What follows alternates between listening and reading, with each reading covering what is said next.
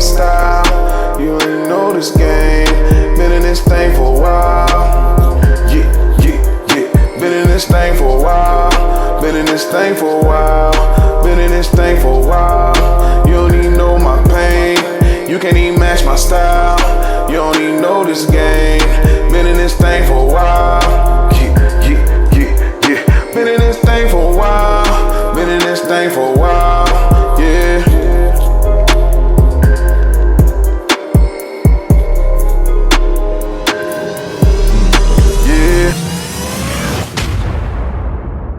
About the what was I saying, man? 'Cause I got to speaking to Mo, man. Mo was so about working hard, and you know how. See, every time people say my name, I don't know what's about to come next. Yeah, I'm the same way. I like to mess with you because I'm the same way. Like, hold on, what you calling my name for? Tennis rise up. I know. What I done did. Yeah. He was just speaking towards how you gotta put the you gotta maximize yourself, like being an autopilot to get you so far. Yep. Especially three brothers like us. Yeah, three brothers like us that got personality and we can able to move around rooms or whatnot. You can be in that mode and be on autopilot and not really be challenging yourself. And I know that's one of the things that I'm really addressing with myself this year is challenging myself, like getting out of my comfort zone this shit. Yeah, man. It's like that uncomfortable feeling that you dodge or you avoid, man. That's that big ticket move that you need to make. Yeah, it's in that space right there. Because right now, in the space you in right now, it's like, man, like you said, I can do this in my sleep. This ain't really nothing that's like I can wake up and do this without any kind of thought. But like, what can you do? What can you wake up and you got to put some thought to it? Because then that's when your brain starts to move and you able to your mind's working. You're able to like implement that stuff that you've been downloading over the past 5 years, 5 months with whatever it is that you're trying to do. So it's like, let me put this stuff to work. Cause I'm guilty of this, of having so much information and not really doing anything with the information. Cause it's like, I'm waiting on the perfect time and it's not really a perfect time. It's like, man, do it. Plan and execute, man. Yeah, and even if you fuck up, keep it moving. Like make sure you keep it thing going. Another week in the bookworms. If y'all familiar with that voice, if y'all been with us a long time, and we got a co-author in the building today, my brother Dro. What's going on? What's up? How is everybody? Man, we're happy to have you here, my brother. Yes, sir. Mo 3. How you feeling, brother? We're gonna throw the threezy on there because I'm Mo sorry. Threezy. Okay, yeah, threezy. Gotcha. We'll throw the threezy on there. Threezy. Okay, Mo 3 actually got gunned down, so yeah. I keep forgetting because I ain't listening to him. I didn't either, but my daddy, I don't know if y'all know, but like you be around older cats that's kind of hip a little bit. Yeah, like, they kind of. So my daddy just be knowing like rappers that die. Like he'd be like, man, he called me yesterday talking about, hey man, you know what I noticed? What these rappers that get killed got in common. I'm like, oh my gosh, like, dad, man, it's not like a conversation you really want to have. It's kind of obvious, but nah, it's good to be back, man, with y'all brothers, man. Yeah. That's funny as hell, man. Your dad calling you like, but at our age now, they be calling you for shit, and you like, I can't even believe this nigga's asking me this. Yeah, like super, like, bro, like, have you? I don't know if y'all been hit with that in some kind of capacity, but like, I'm just talking in my regular lingo, but like he taking notes, not like Barnell Hill almost, where it's like, oh, what's up? Yeah, okay, you know. So I'm saying, I'm just talking. So I'm just talking to him, and I'm like, yeah, man, but you really can't let people get that off on you like that. He's like, get that off. Yeah, I got it. He's like, I like that. Get that off. I'm like, it's so funny, but it's in a way, it's adorable. I'll be honest, it's adorable in a way. I'm like, oh, you know, that's my yeah. That's dope. My daddy do the same thing, man. We be talking, that nigga be telling these old street tales and shit, and you know, we used to do like, nigga. No, nigga, why you telling me for? Yeah, let him have it, man. Just let him have it. Anytime something happen, who his people is it who you know his uncles or anything? But I don't know, Dad. I don't know these niggas, man. That's hilarious, man. Yeah. So of course, man, chapter 76 of Another Week in the Books. We happy to have y'all here, man. This is where we get together and converse as black men, things we usually don't get to converse about. We speak with conviction, speak in truth, speak transparently about how we feeling out here, man. And it's helping a lot of brothers, including ourselves, man. Me and Dro was just talking, it's like therapy. And Rich was saying that as well. So I'm happy that this space is here, that it exists, and we're able to get these things off. This week, the theme and topic, our co-author, I'm gonna let you explain yours, Dro. That's the problem. That's what we'll lead with, and then if we get to the angry black man trope and black anger, we'll dive into that as well. Dro, Yo, yeah. So, you said you hit man, me up. Wait. Let me bring it in. Let me do my podcast. Love okay. cook, love Yeah, cook. hey, do your thing, Chef Lou. Do your thing. My Chef bad. Lou. My guy hit me up. Righteous. He said, man, I feel slighted. Like I listened to school episode, man, and school got to get on there and cook. He got to get his stuff off, man. He brought something to the table. He's like, y'all kind of boxed me in. Not saying that I ain't have anything to talk about on the topic, but you know, I want to write too. I want to co-author this thing too. So in the spirit of what we want to do with everyone that comes on the show this year, man, we want the same type of energy that Dro is coming with. We want you to bring your own topic. What you want to talk with me and Mo about, what you want to put out there in the universe for black men to start having conversations about. So with that being said, I'm going to throw the ball to you, Dro, and you tell me. Oh, my bad. And I mean, literally, I'm throwing it right in your court, Dro. Just to add to that statement for those future co-authors, co-illustrators, use us to, I told y'all the story before, like when I wasn't going to say anything, but I'm telling you, the more vulnerable and open you be on this platform, it really will help you. It only works if you're doing the work, you know what I'm saying? So, and it's not that we're therapists or whatever like that, but like when I shared with them, like I told about, like the things I was going through with my family, like that changed my life. So it's like, but I had to do the work as far as be vulnerable and not try to hold back, you know what I'm saying? So that's the goal for all of our co-authors. So back to co-authors, Dro, back to you, bro. Yo, yeah. So I think what had happened. Well, now this is what happened. So I had took some stems while we were snowed in last week, and like this song, "How Long Will You Mourn Me," popped up in my head. I'm like, man, that's a hell of a question. Title that like it's being my age and like seeing people around me like just fall out, just earth. Like people is like Cameron said, people die every day, B. But like that's our reality when you come to this age, and it's like now I'm seeing people that's my age passing away, and then I'm seeing people that are older than me that you expect to be expiring around this time. So I posed the question to Lou, like, man, what is the legacy that you're trying to leave, or like how long do you want somebody to mourn you? Like when you gone from here, do you want to be forgotten? Do you want to be remembered, or what do you want to be remembered for? Like it's at 39 years old, I don't have a will, but do I need one? Do I need to go ahead and start writing this stuff down, thinking about it? Because it's inevitable. And then a lot of times in our culture, you end up hearing what your mama wants you to do, but then when she passes away, like people end up fighting over the shit. Or like man, my grandmother on my maternal grandmother passed away. I want to say it was like 10 years ago, maybe. Or maybe it was longer than that. But like they still fighting over that house, and ain't nobody utilizing the house. And it's siblings that are, man, they twice my age damn near. And it's like, man, if y'all can't get together on this little small piece of material that it belongs in the family, it is the family thing, but y'all can't come together for this and can't respect wishes that were wrote out or that were not written out or whatever the case might be, then like that's one of those things that us as individuals for the better good of our people that we do leave behind us, to have shit like that in order. And on the flip side of that, I was like, man, I have heard about so many funerals of so many people that I'm close to, that my parents are close to, that my friends are close to. It's almost like you're numb with death, and it's like not until it hits you directly or indirectly hits you to where somebody that you love is being affected by it, do you actually like pay attention and sit right there and be in the sadness. Because I don't think everybody's just waking up like, oh shit, let me find out who died today so I can be sad type shit. So that's where the how long could you mourn me? And then to even go into like further, I was like, so Mo, I used to rap too. Lou told you about that shit. But so like I was like, do I donate millions to have my name on buildings so people can ride by and maybe Google how I was living?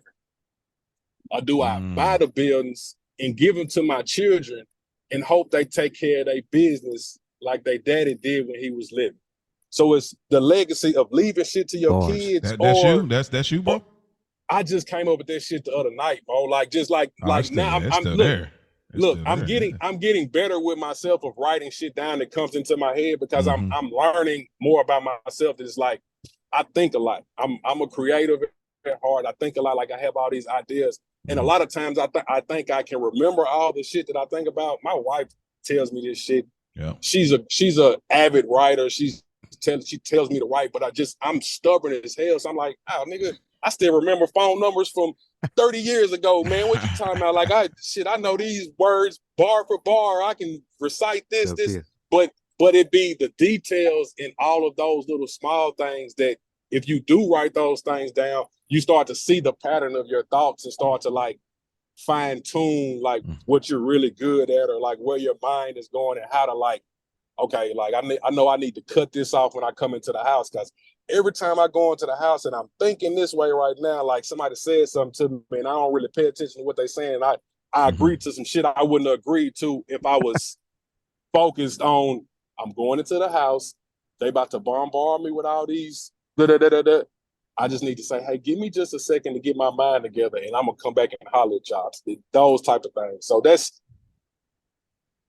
long story short, that's what the idea how long would they mourn me come from? Because it was like the Tupac song. I was if you don't know what stems are, man, mushroom, psilocybin, whatever the fuck it's called, man. Like psilocybin. Psilocybin. Nigga, I was on the verge of tears. Nigga, I just kept on listening to these. I was listening to How Long Will They Mourn Me, Battle Cry by Mac. I'm like, man, these songs are still like to this day. You can put them on and whew, I can't wait to get there because I probably have a whole different spin on it. I thought one way at one point at a certain age, and then things have changed for me on that viewpoint about that. But when we get to that part, it may be something I may be alone in that conversation. Let's get into it. Let's go and get into it. What do you mean? I used to be really it's this weird thing that's human beings, and I ain't gonna, it ain't just our community, just human beings. We're never in the moment. We're always looking for the next. We're never satisfied with what's the now. Like the other day, bro, I was in the living room. We ain't got no furniture up in here. Like, you know what I mean? But it's like I was in the living room and I was just like playing music on the vinyl and I was like, babe, I'm happy. And she was like, what? I said, I'm happy. And then I just yelled, I'm happy. Like in the house. Seriously. Like I was like, I said, because I don't know if I'm gonna get to say this again. And I literally when you gonna get to say it again? When I'm gonna get not if I'm gonna get to, but when I'm when I'm gonna get to say this again. And she was like, wow, for real? She's like, I'm happy too. And so in that moment, we embraced the moment. Now taking that part back into what we're talking about now, I think that a lot of times we are so focused on the next thing that we get all the way down to this, where we're like, what happens when I die? How are people gonna remember me? And it's like, bro, while we're thinking about that far down the line, you know how far down the line you're thinking? That could be tomorrow, that could be 50 years from now. We're thinking about that and not even embracing what we actually are. And sometimes that could be a scary thing to play with. It's something to keep in the back of your mind, but to be strictly focused on that, like sometimes we get from some of our artists, I think that it is a sad way to walk. I can see that. It's something that you have to consider though, right? Yeah. So that's what I was about to say. I can see with you what guys, you're saying. Y'all got kids. You know that's what my that's where it came from with me. It was like, man, like shit, I be in the moment so much, like I don't even like plans. What plans? Like, hey, if you want to do it, we can do it next week. Like I was hitting people up trying to go see Jay-Z but hey man, you know we can go up there, get up at 8, play the museum all day, get back on the plane later on, and we be back home by 9 o'clock. Hey, man, I'm not going to New York for 24 hours. Why not? Really? like I'm that guy. When you gonna get this opportunity? Yeah, like I mean, yeah, like let's shoot to Atlanta real quick. Yeah, like hey, let's do this real quick, man. We'll be back, man, before anybody know we gone. So it's Well, then we gonna definitely put together this men's trip. Because if you that type of dude, we gonna put you gonna be the head, be the person in the group chat. That's the nigga that definitely can be the head of it and make sure that it happens. Please. I call it. Look, I'm learning that you call it a retreat. See, as we get older, you have to use the words that fit the like, man, we ain't having no Galentines and no Friendsgiving. Like, no, we're going on a retreat, and we're going on this retreat. We might even bring some entertainment up here to entertain us at this retreat, because that's just what we doing. We guys, you know what I'm saying? We retreat. We're learning while we're away. Yeah, we treating ourselves. So I mean, even look, even with snitching, bro, it's like, I'm not a snitch. I'm a whistleblower. You know what I'm saying? Like, hey, if I see some shit going on, it's going to affect my neighborhood and the cost of my house and this, that, and other, I might put that shit on Tennessee Hub. Doubt it, but I might though. That's just taking care of my assets and stuff like that at this age. Like, I'm not about to let you smack me across the face with no bottle. You tax-paying citizen. And I'm going to say, as a tax-paying, business-owning citizen, you absolutely should be like, it's this things, you just look at things different. Even Cameron just came out and said, right. Spike, he changed his difference on that shit. But what about you? But what about you, Spike? Like, being in a different position. I mean, obviously it matters for you, but obviously your legacy, I know a lot of it's wrapped up in what you do here, like in all of these things, and when you're gone in the entertainment industry and the Black community and all those things. But where do you take it when it comes to like the people that really know you? How is that something you're super focused on, or is it just one of the things that you keep in mind along with everything else? I don't know if it's purposely, because I am so wrapped up in this. I don't have that many relationships where I worry about that with. You know what I'm saying? Like, I don't have kids. I don't have a significant other. I don't have, like, when we're talking about legacy and things that you guys are talking about, it's wrapped up in this media space, in Spike Lou, this persona that I've created. Now, of course, I want my family to be proud of me. I want, I have cousins and things of that nature that I would love to be able to be in a position to do stuff for them once I'm gone, or even our name, like Dro was saying, on buildings. Like, my cousin built that, nigga. My last name is Smith too, or whatever it may be. But mine is more so, and I'm not saying that this is right or correct, but mine is more so tied up in success. And I know that's why you said you worry about me, Mo. And so, and sometimes that can be a lot different from what you guys are saying as being in the moment. Because sometimes I do look back and enjoy, like, damn, man, like, if you had told me that I would reach this many people on a weekly basis, recording 4 times a week when I first started this, and me and Animal Brown was hovering over one microphone, talking back and forth, I'm not sure if I would have believed it. So I'm getting the things that I've asked for. I'm getting the things that I worked for and prayed for. But however, I think I understand what you're saying, Mo, when you say you worry. Is like, in the midst of these things, I'm so worried about the next things. Like, yeah, this is cool, but this is what I want too. And this is what I want too. And then this is what I want. And then this is what I want. So it gets hard for me to be in the moment, as you guys say. And when we're thinking about legacy, again, it's tied up in this. Like, this is my thing. I guess, Dro, you jump in where you feel free.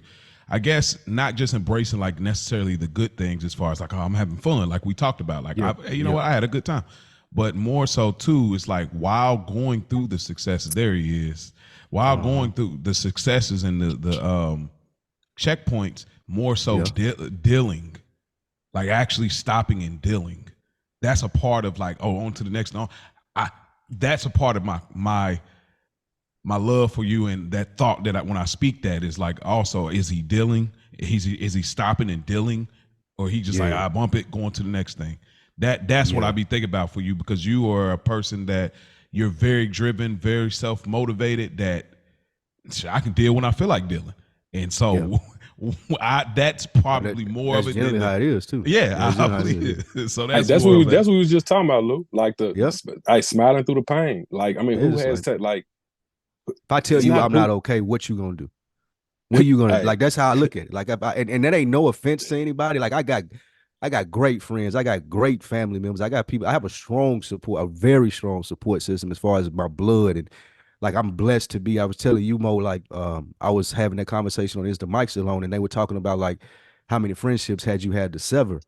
And I was like, well, I don't remember really severing any friendships. And I was telling them, like, I'm pretty much still cool with niggas that I went to school with 20, 30 years ago. We grew up together. For Dro, for example, we met playing football at 11 years old. You know what I'm saying? And they was amazed by it. It was like, amazing. Damn, for real? Yeah. But we don't look at that. I'm speaking for Dro a little bit here, but we don't even look at it that way. Like I when I pull up on Scoops or I go down to TK spot or I'm pulling up on Pole, like we don't look at it like, damn, it's been my friend for 30 fucking years. No, you know what I'm saying? It's unreal. It's unreal. It's unheard of, man. It's no, really, and we don't talk. You know, it's not like phone conversations all day. But I don't really think, I don't know where I would like to have a place for that in my life, but I don't know where the place comes from to where I can call and talk to 4 of my homeboys for 45 minutes at a time every single day. You know what I'm saying? Like, it's like somebody asked me about somebody just a minute ago. I was like, man, our relationship has always been, when he's around, he's around. If he's not, then you just hope that he's well and sound. But if, you know, like, anything can happen at the same time though. So it's kind of like those type of people who you have in your life, you kind of understand that if you do see something ill that has happened to him, it's like, well, shit, man, I enjoyed myself while I was around this cat, or I enjoyed myself while I was around. Then I just enjoyed the time that we shared together, and it's nothing to dwell on, and it's just you, like, that's in the moment. Like, I'm enjoying the moments, like the moments that we had sitting out west over Lou's house. We could never get them moments back, but I enjoyed my time from, you know, doing, like, that was. When you think about that, man, times were had, man. See, this is exactly where I'm going. How many times do you look back at those times, be like, dang, I wish I would have, like, really embraced those, like that. Like, we was I've thought about that too, Dro. It was like one time was the last time that we all hung out over there. We didn't even know that was the last time. You know what I'm saying? We don't remember when it was. Like, I ain't saying that I have a specific memory. Just that's life. Like, we don't even remember. Like, we could have been sitting there and we'd be like, damn, this is the last time we all really just gonna hang out like this right here. And it's putting the end of a 10-year run right here. You know what I'm saying? So that's wild. But I was saying those things to say, to your point, Mo, I have a strong support system. I have people around me that are strong, that I can believe in, that believe in me. But it still doesn't take away that position that I have. Like, I have to figure this shit out. I have to do this. And I don't know if it's only child shit or if it's just being driven and being singularly focused on what I want. But I always feel like I got to do it. I got to figure this out. And you do, though. But do you, you said you got people that believe in you, you believe in them. Do you have enough? You say, I'm going through these problems. What can you do about it anyway? But do you love them enough to let them in? Because they can't physically change your thing, but sometimes them just listening and you having a place to vent to them, it's like, dang, I feel heard at least. I don't know that they can't change it, but they was just, so to speak, a pat on the back, like, it's gonna be all right, it's gonna be cool, you're gonna make it through this, man. And sometimes that's all it needs. Do you give it that type of thing sometimes? Like, well, I know they love me enough and I love them enough, I'm gonna let them in, even though I'm used to dealing with it on my own. Is that ever Probably worth not it to as you? much as I should. Okay. It's worth it because I have those experiences, yes, but definitely not as much as I should. Yeah. I can 100% admit that. You think that's a you thing, y'all? Either one of y'all think that's a y'all thing, or you think it's a man thing? I think it's a mixture of both. I think it's part of, you know, the dynamic of being a man, but also for me, it's a lot more of being the only child. Because that's what I am. So that's just how I grew up. I had to figure shit out at an early age. I was figuring shit out. And not to say I was making the right decisions, but at least I was bumping my head, getting back up to be able to go make another decision again. So it's letting people in, like what Lou said. It's like, what you gonna do? And then at that moment, you might like, man, I really don't feel like being heard. Like, I don't really care to be heard because I already know what the problem, or I already know what the issue is. So me telling somebody about it, it's like, that's what this space is good, because you can hear things that you're going through whether it be you listening to yourself as you listen to y'all talk. It's like, oh, that's what that is right there. And then you can kind of work that stuff out. It's like, and that's what therapy is, man. My therapist will sit there and let me talk, and then he'll fall back, and work out my own fucking problems Nigga while I'm ask talking. you one Just question. Ask you one question. You be going for like 40 minutes. Like, it's like, damn. I didn't know I had to say all that. You know what? Yeah. You know what? You're right, but I see why you get paid the big bucks, I guess. You know what I'm saying? I guess.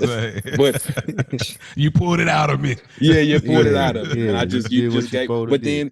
then if when I mean I got some like Lou said, I got some homeboys that I call and talk to, and the conversation is minimum 30 minutes.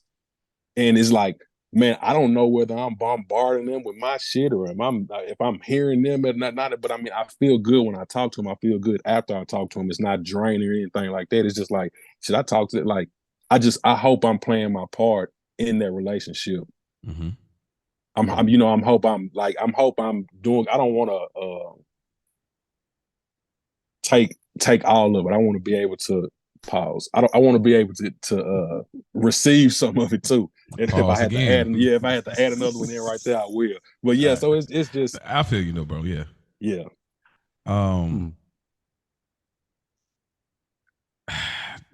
Okay. I it's so many things. So I guess the stance that I was locked in on before, like I used to really be strongly thinking about legacy. And then to some extent I still do. I mean, my daughter, of course, and son on the way, of course, it's like those things matter. Of course, I want them to remember me a certain way. So it is important to me.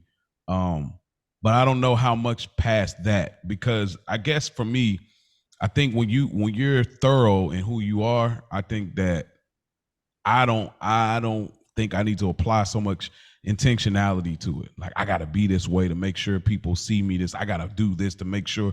Like it's like some of these celebrities and some of them, like, you know, they're driven off the thing and they gotta the optics and how it looks. So if I ever leave, they gotta think of me this way and this never comes out. And we now see it don't even matter if you was faking the funk, because all your stuff come out anyway. You know what I mean? So I honestly just I don't, I hate to say it, but I don't really care that much no more, bro. Because I can't be here to see it anyway. Hey, I feel you. Like that's why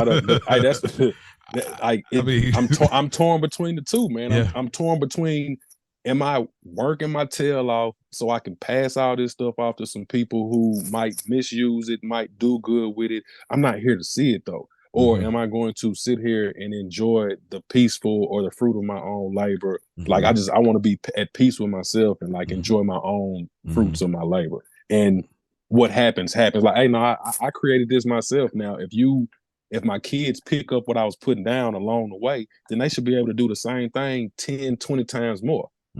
Like it's Clyde said it. He said, I want to have like 10 kids, make them all millionaires and tell them do what their daddy did. And yeah, it sounds ignorant, but like it's like he wants to have 10 kids, make them all 10 millionaires, and then those 10 millionaires are going to have some more kids and make those kids millionaires too. So then it's like he's just speaking of generational wealth that goes on and on and on, but he's teaching his kids how to make the million, not giving it to them. If you give it to them, they're not going to treat it like you treated it on your way to get it. Yeah, it ain't gonna mean as much. It's not gonna mean as much, man. We see it every day. Like with people who like they just the work ethic is not there because it was always given to them, and you never knew what struggle was. So then it's kind of like you're anticipating the passing of said loved one because you know you're gonna get broke off. I can float through this thing being mediocre and average my entire life because I know at the end of the day that my family got bread, and when so-and-so passed away, whether it be a little $10,000 hand shot or $100,000 hand shot, and I get to stay in this house that I'm living in, hey man, I'm cool with that. I'm just gonna be mediocre. Yes. How often do you guys think about that with kids? Like how often do you think, man, I gotta make sure that they know that this shit ain't free. This ain't like it take a fucking lot to get to even where we at right now, not to mention where I want to be when God forbid I pass. Like how often do you think about you having to teach them those lessons to understand like this shit ain't like it's hard because nobody really told us that. Yeah. Go ahead. Oh my gosh. My kids are oblivious to what money is, but they always want to spend it. And it's and now you got these things to where like they can buy stuff on the phone and order stuff on Amazon. So it's harder to teach them the physical, like, hey, we about to go into the store, it costs 99 cents, so it's gonna be $1.07. They look at the phone like, well, it's $9.99. I got $10. Where your 81 cent at, little girl? You feel what I'm saying? Like, or it's $20. Can I get this? Hey, you got 20 cash, and I'm not about to spend money on my car for no Roblox money right now. Well, why not? It's not the same. It is the same thing, but it's not the same thing. So it's like, now it's like the learning curve of us teaching our kids about money. It's like you're not. You can't. Some kids you can hand a wad of money to and they can count it and tell you how much it is. But most kids don't know anything about money like that. Like it's just a number on a screen that says how much you have, and then you can click a button and spend it. Then voila, whatever you wanted to spend it on, it's right there. Whew, got it. Instant gratification. I'm satisfied. I asked for $12.99 from my mom. She pressed the button, gave me the tablet back, and here I am putting on a Skittles race car jacket and some Jordan 1s on my Roblox character to go run around on Berry Avenue some damn well. Like that's just that's the extent of it. So it's teaching them. It's like an uphill battle, but they gotta know it though, because So if they don't know it, they're the ones who are counting, giving us our change back, and not knowing that when you give them 20.25 and my stuff was $4.25, that I want $16 back, and they're like, "No, take his quarter. Why you back. giving me a quarter? Like what? Take it, or give you the 75 cent and then give you a quarter back. Did give you a quarter? I gave you this quarter so I can get the. Well, I didn't close my drawer now. Damn. Yeah. But that's like that's the generation. $16. I gave you 21, and you supposed to give me $5 back. They $5 back. Hey, you looking at me like I'm stupid though. Yeah. Hey, it's that dude on Instagram, the bald dude, the little heavyset dude that always do them videos. Yeah, but he be killing them. Like, he be dead on. It's this heavyset bald dude that always be like, he was doing the one with the change. Like, I was just trying to get change. You probably see him somehow on the Explore page, but Dro's absolutely right. I mean, I think that what we do to try to do that, and I do want to ask you a question too, Spike. But what we do is my wife was wise enough to create her an account. So now she has a debit card, and so how old is your daughter? She's 9. 9, okay. So she don't get to hold the card, obviously. But like when she wants some books and stuff like that, you'd be like, okay, hey, you want some books? This is what's on your account. We'll show you now. This is what you got. This is how much the book. So you'll notice kids don't want to ever spend their money. So they at least understand, like, oh, if I'm spending, I'm losing this. But like recently, she have a little cash in the bank or whatever. But I've been telling her, harping, you got to take responsibility. She just keep leaving stuff because I'm like, you're moving too fast. You're not going through the checklist of things. You're leaving your lunch in the car one day. You leave your tag to scan on the bus one day. So I'm like, she had lost her tag. I said, all right, that's on you, baby. That's $5. That's on your. That's your $5. Yeah, that's your $5. Yeah. How did she respond to that? How she respond to that? She grabbed her $5. She came back when I picked her up that afternoon. Daddy, I got my new tag. I paid for it. I was like, there you go. So she understands. So it's that. The connection's not fully there to understand the grand scheme, but at least you understand, okay, I got to take responsibility. And if you can understand that equation, that's a good start. I don't know. It's so much more to it, but at least understanding that equation, it's on me. I got to pay for it. I have this amount of money type of deal. Yeah. But Spike, I want to ask you, I don't know if you echo the same sentiments as me and Dro said when we go back and forth about my legacy, what they going to say when I'm gone. Yep. And one side's like, man, it really matters. And the other side, like, I don't matter anyway. I'm not here. I don't know where you stand on that, but I want to say, how important is it to have flowers in real time, knowing that most of us artists, most of us in this space or whatever we do to contribute to this world, we're going to be appreciated probably even more when we're gone than we're actually here. And especially you being Dolo, moving how you moving with the maximum access to success that you're trying to get to. How is it more important for you to get the flowers now, or is it more important for like the legacy element to be like, I know I'm gonna do all this, is gonna mean something later. I may or may not see it. Like, I'm in a sense what y'all say, like, I ain't gonna be here for the later shit, and I don't got kids, so it really damn near don't matter to me. But to answer the flowers in real time, absolutely, because for me, and I tell you and Rich this all the time in the chat, and Dro can even speak to this, like, it adds fuel to the fire for me. I'm the type of person that stays in my head a lot. you talk, you try to pump yourself up, but also you have negative thoughts as well. So when I hear a motherfucker say, "Oh man, I was listening to y'all change," like the first time that Dro reached out to me about this, when I really wasn't sure what we was doing with it, like, and he reached out, like, nah, bro, like this is you got one with this right here. Well, when the Scoops had just text me out of the blue, like we talk about sports, football, I don't even know that he listened to podcasts. But and say, man, I listen to you and Mo, man, y'all a hell of a conversation, calling you by name and stuff, like talking like he know you. Those are the things, absolutely. Those are the things that fuel the fire, getting my flowers with that, because sometimes I can get so deep in my head with like, man, this shit ain't working, or you ain't doing this right, or it would be bigger impact than this. But then I get that message from you, or I get that message from Dro, or even shit, my daddy will say some shit, and I told him, nigga, man, my son on TV, nigga, no, he don't know what he's talking about. It's YouTube, but yeah, like, you know, relax. But let him have it. I let him have it. Yeah, let him have it. But yeah, he said, like, somebody hit me with you famous. That. Oh my gosh, you're on Spotify. I'm like, bro, it's just a podcast, dog. Like, just even how he even explained what I do to somebody. Yeah, my son, he ain't fucking with that little shit like that, man. Like, just when we get him on here, you'll understand. Like, this will be a lot funnier once you hear him. I can't wait. Once he's on here, man. But yeah, like to your point, Mo, that goes a long way with me, and it took me a long time to even be able to accept stuff like that. I always thought, like, man, whatever, they just talking or whatnot. But I had a lot of growing up to do, and this show is a part of it. Like, when people reach out to us and they be like, this changed our life, or changed my life, like, that shit mean the world to me. Like, that add fuel to the fire to make me go, okay, yeah, like, Dros, I need to write this down. I need to hit these goals, because there's people out here that are dependent on this.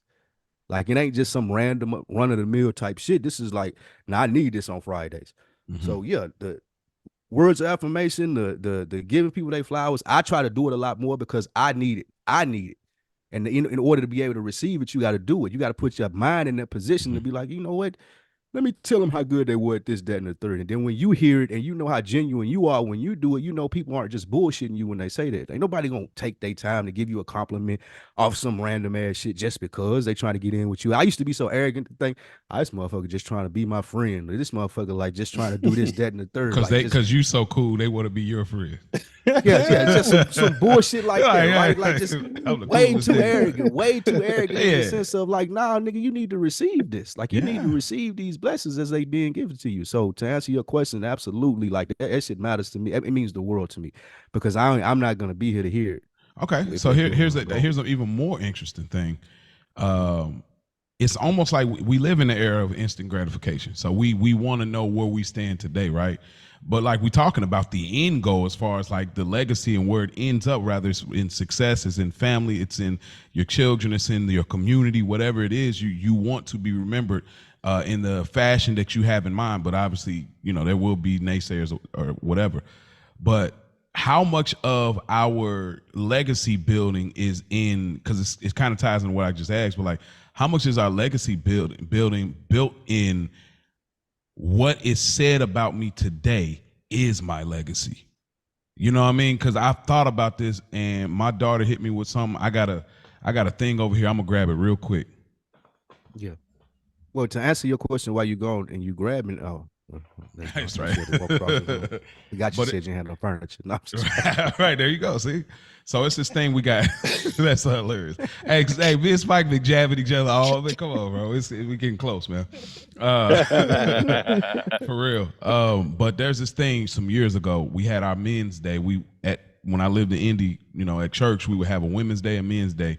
Women would cater to the men at the church. They would cook the food, and the whole service would be ran by us, and then vice versa. Women, the men would come in. We cook the food for them, just take care of them. So one year we had this thing. One of the deacons was he had this resolution thing he had brought in, and when he had brought it in, we all loved it so much, and that the pastor was like, "Hey, all of y'all, do y'all want one of these?" And we had it. So I have it right here. You probably can't see it that well on the camera. It wasn't a plaque, but my daughter a couple days ago, she was reading this.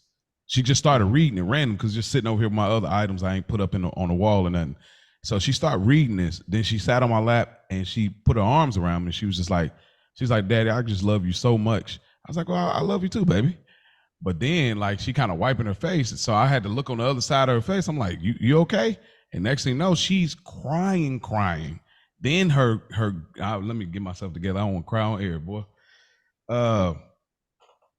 And her grip got tighter on my neck, and she was just like, "I'm just so happy to be your daughter." And bro, yeah, I know that was wonderful to hear. No, it is. As a father, when your child comes up to you and like expresses that with their own words or their own, like that's one of them feelings like, take me out, take me now, Lord. Bro. I It mean, is when you think about, and we all have had these experiences, but bro, when you think about like some really low moments as a man, mistakes that your child or the loved ones that are around you or your significant other, they necessarily don't even know like how low you felt and how you devalued yourself so much, and you're questioning, am I doing this right? And that moment when she hit me with that, bro, I'm crying with her and I'm trying to get myself together. I can't get myself together because she's just like, I'm just so glad you're my dad. And I'm like, oh my God, to the point I had to transfer the energy. I said, let's go downstairs. Go tell mama what you just told me. And so we went downstairs and she told mama, and then she was like, okay, girl, let me call you back. And then we all sitting there in the kitchen just holding each other, just in the moment. And I said all of that to say, I'm glad I kept myself together. I said all that to say, how important is it to have those real-time moments? Do you define your legacy on whatever is that recent thing that people have hit you with? You say, this is my legacy. Or do you say, oh, I'm just going to compile all of these things over the years and kind of look at it like, okay, this is my legacy based on all of these things people have said to me over the years? That's a good question. What I'll say to it, and I'll let you get to it right after that, Joe.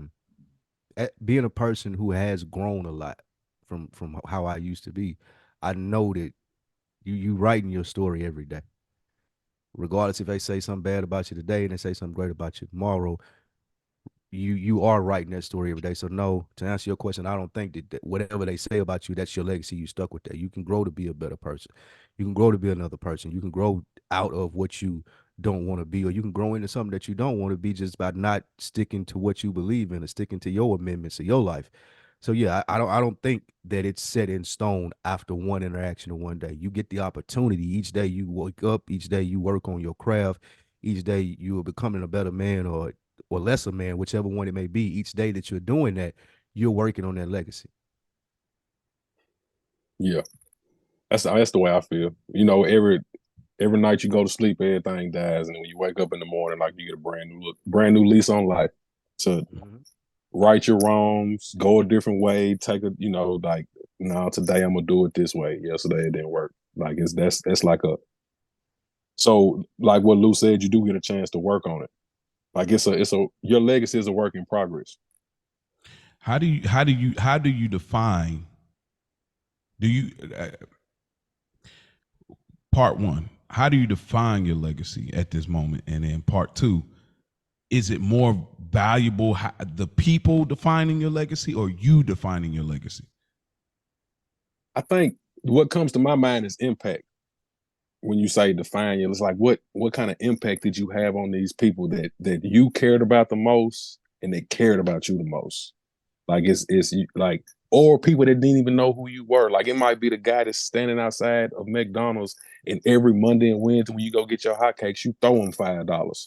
So he like that might be, he might look forward to that. Like it might just be whatever that is for him, that might be great. Or the random guy you give $100 to, haven't seen $100 bill in 20 years because he's been homeless and he goes and stays in a hotel for a night because he's, like he has the access to do that now. Like those type of things that make you feel good, I think those things kind of like shape your legacy. Because as long as it's making you feel good, 9 out of 10 the people that you're, doing it for, they kind of get that too, or they should at least. Like I don't think the person that you give $100 to is gonna feel slighted because you pulled off in a car and he's still sitting right there on the side of the curb. Like when you fold it up small and you give it to him and you give him some nice words and he look it up, like he's gonna smile. And then when you drive it down the street, because that didn't really hurt you, or if it was your last $100, it still made you feel good because you're headed to work and you're gonna pick up your check when you get there.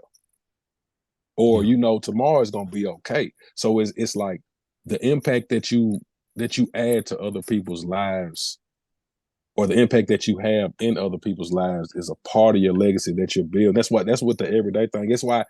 That's part of the reason why I wish I talked to my friends more, because then we can talk and work some of this shit out in real time, and then we all like become greater, like superior man as a collective, because we're bouncing shit off each other. Somebody, hey, nah, bro, that wasn't cool. Like, you might need to call your baby mom and tell her, you know, like you was wrong for that. You know what I'm saying? Because you sound dumb right now. Like, if you don't get that on a consistent basis, then you operate in what you think is right, and then you might burn bridges, or you might say shit to people that hurt their feelings or this and other. So then in the moments where you're not repairing them relationships, because you don't go, I cussed my baby mama out 15 minutes ago, and I got on the phone with Lou and relayed to what happened. He's like, damn, bro, why you go hard like that? She didn't deserve it. Nah, bro, she was just coming at it from this way, man. Like, you know what I'm saying? Like, you got to realize the child is both yours is like your child, her child too. So she looking out for her best interest like you are. You ain't got to cuss the girl out. I know you don't like her, you know what I'm saying? But if I get that from Lou a month later, that damage is done, and it's just lingering over there with her, when it could be a better relationship or a better Outcome. exchange next time if it does happen again. So it's like, everything is work in progress. Legacy is work in progress. It's like that when you talk about legacy. But then, like, on the flip side of legacy, when you talk about preparation for it, it's like it's certain tools that they have in this simulation that we in, like life insurance, wills, trust, and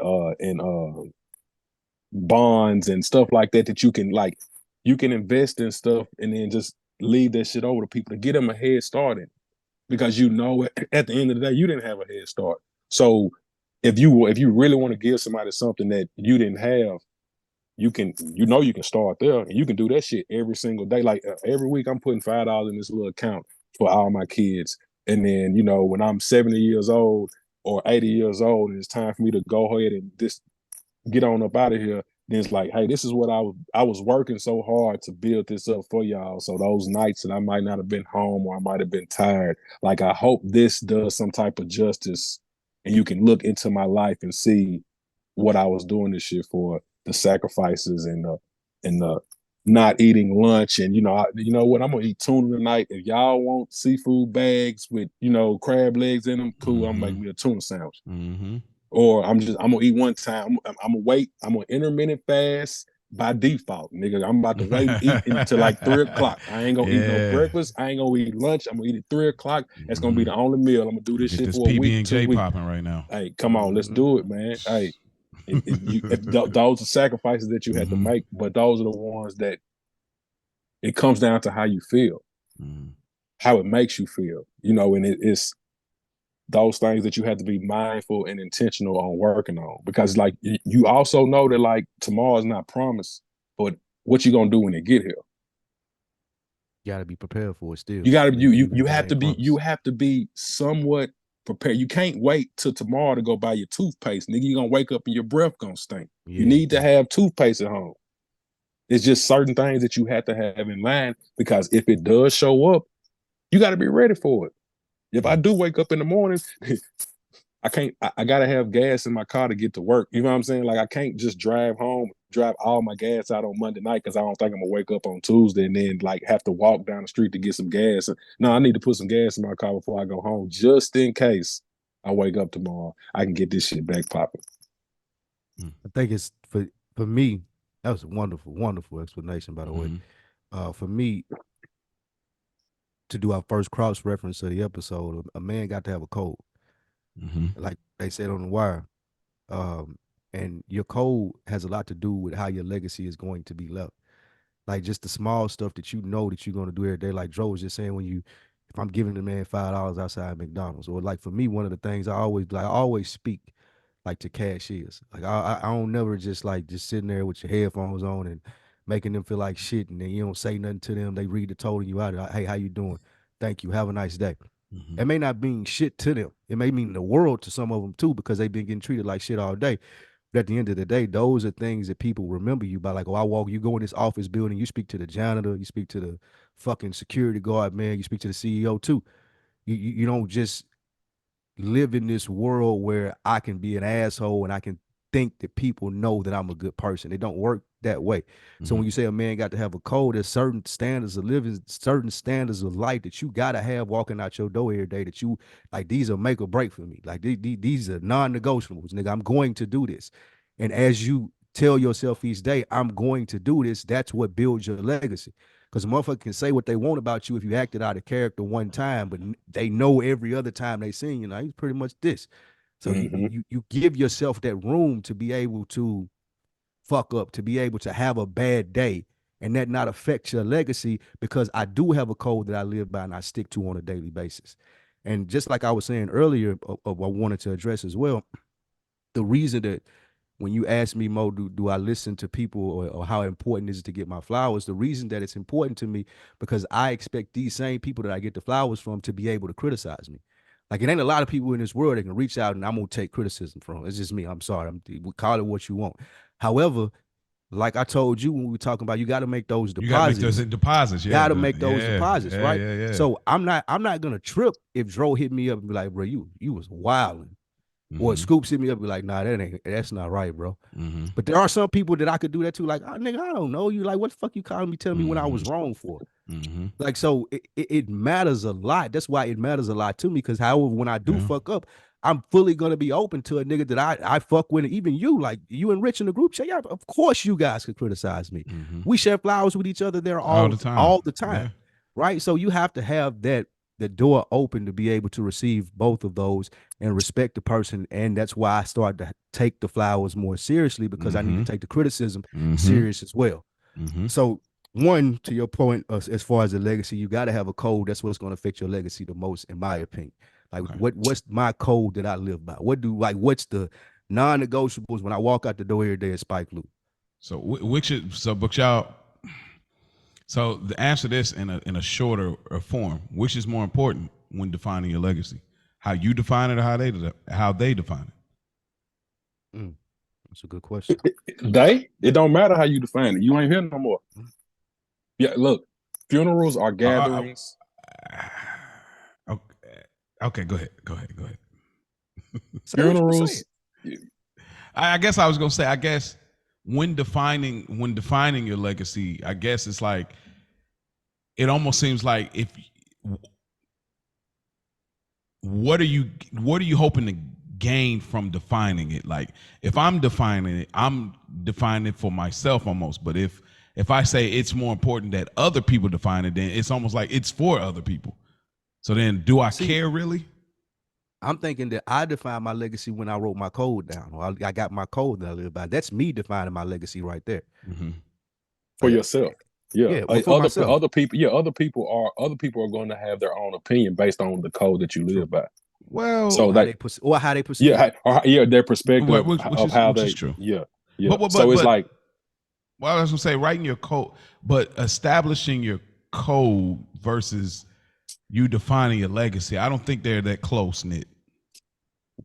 Why? What makes you say that? Because your code is almost like your standards or your intentions. Right, and your standards and intention lead into your legacy. They do lead. No, they lead on that road to your legacy. However, but intent ain't always result. So that's where I'm saying your code, like how you setting it up, don't necessarily be like, oh, this is the end result. So I don't necessarily think the code and the legacy are. Usually, you correct me if I'm wrong here, but usually you create a code to get determined results. Like, you have a code that you live by because there's a certain lifestyle that you want to live, right? If you disagree, okay, it's fine. Like lifestyle. Go a little further. What do you mean lifestyle? Like a code to have. So the reason that you have this code that you're living by is because you want some type of result from it. You don't just put rules in place in your life and just say, I'm going to live this way just because I feel like it's right. You do it because you want an end result. Well, hold on. I don't necessarily. I wouldn't say that. If I'm creating a code, I think I'm creating this code to define myself by it. These are this is my set of rules. Give me an example of a rule that will go in your code. Okay. So let's just say, hey, look, no matter who I'm dealing with, I have to give them the respect. I don't care who drove a certain way, who didn't say hi when I came to the room. I have to start off anybody that I encounter with respect. That's my code, right? Mm-hmm. So I'm not looking at what is going to be the results of me showing respect. I'm not, because the outcome. Why do you show respect? Because this is how I want to. You want to receive respect? No, I want to feel a certain way about myself. You see what I'm saying? Like, I'm not saying that's the case for everybody. I'm saying, like, if I'm doing this, I'm not necessarily doing this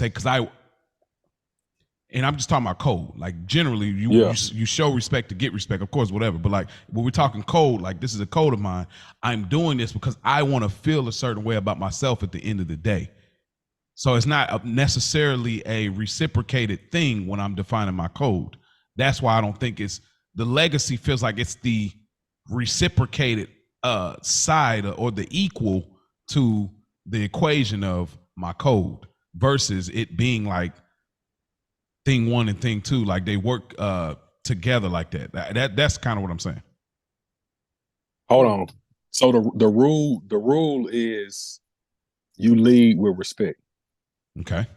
I'm saying that's so I'm just using this as an example of like, as like the example. Okay, as a code, your a part of your code or rule would be I lead with respect.